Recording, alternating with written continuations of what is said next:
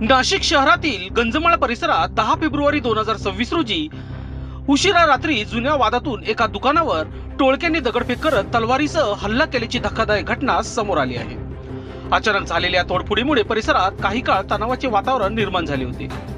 मिळालेल्या माहितीनुसार जुन्या भांडणाच्या पार्श्वभूमीवर काही जणांनी एकत्र येत संबंधित दुकानावर दगडफेक केली, तसेच तलवारीचा धाक दाखवत नुकसान केल्याचे सांगितले जात आहे. या घटनेमुळे नागरिकांमध्ये भीतीचे वातावरण पसरलेले होते. घटनेची माहिती मिळताच स्थानिक नागरिकांनी तत्काळ हस्तक्षेप करून परिस्थिती नियंत्रणात आणण्याचा प्रयत्न केला.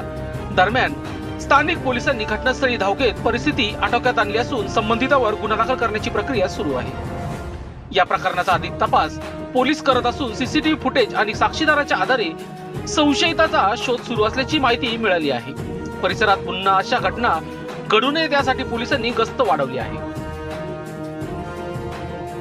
लोकशास्त्र न्यूज साठी बंटी आढाव, नाशिक.